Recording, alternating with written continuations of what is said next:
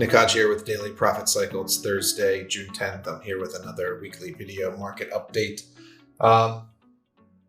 Stock still at highs. Energy and many other things still inflating. Transitory or not, we're making a lot of money from it. And that's really the point, right? The rest is sort of white noise. And let's get right into it with oil over $70, which I've been telling paid or premium members to buy since late 2020, late November, early December 2020. And the XLE fund has gone up some 40 or 50% since then.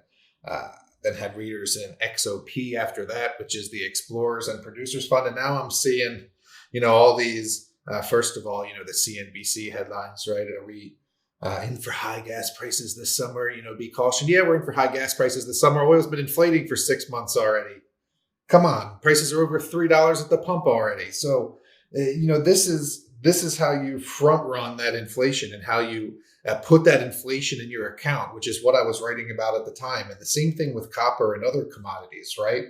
I was writing about the guy who would be trading in stolen copper pipes at the scrapyard for $4 a pound instead of the guy and the people who own the copper assets that are going to become the, next assets that go into production as copper, breaches $4 at all-time highs and becomes sought after for this energy transition that's underway. There's real fundamental drivers behind this inflation and easy to harness it if you don't spend your time worrying about it or wondering, why, or if it's transitory or this or that, right? Just buy the stuff that's inflating, own the assets that are inflating. And so there's different ways to do that. And that's really what I wanted to talk about today, because we have different tiers of letters, right? And so I guess I'll just explain mine a little bit. We call them front ends and back ends. Foundational Profits is my front end. It comes out every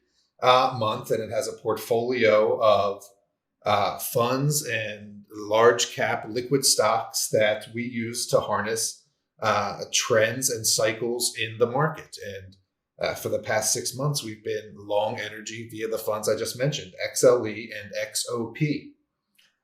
In my back end, Family Office Advantage, we speculate on more risky assets, albeit in the same trends. So if we're in XLE and XOP, energy, oil, natural gas exploration and producers, we might be in a smaller oil company or a smaller natural gas company in Family Office Advantage that has a higher risk profile, but obviously the potential for higher rewards. And in the case of energy, we're in like lithium explorers and developers, for example, and Family Office Advantage. So while we're in funds in Foundational Profits, up 40, 50% on energy's inflation over the past 6 months, over about the same amount of time, we're up, 200-300% on the smaller energy lithium stocks, critical elements, for example, that we've been in since fall of 2020, harnessing that inflation, that energy inflation that is still going on and that's still happening, that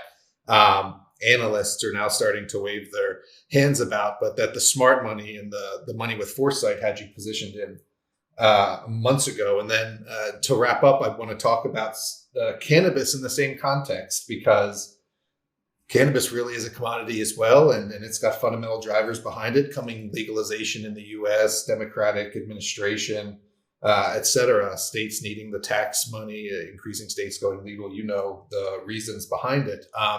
And so late last year in Foundational Profits, we get in the MSOS fund, the U.S. Multi-State Operator Fund, which is what you see here with the candles. It's up some 30% since we got into it in December. Not a bad return over the past 6 or 7 months, right?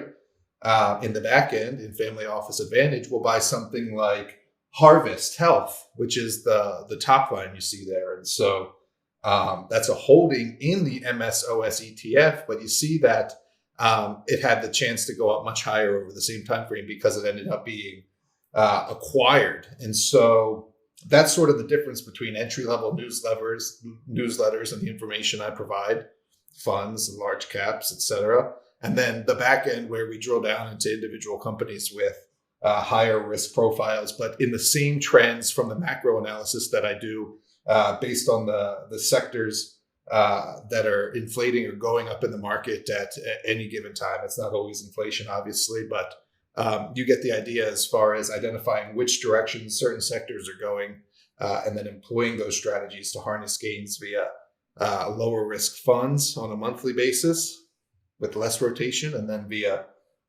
smaller cap individual companies for higher returns. So a little peek inside some of the sectors I'm in right now and how I'm playing them with various strategies and risk appetites. If you ever want to check out the publications, of course, just click the publications tab at the top of Daily Profit Cycle and you'll see them all there. Nick Hodge signing off. See you next week.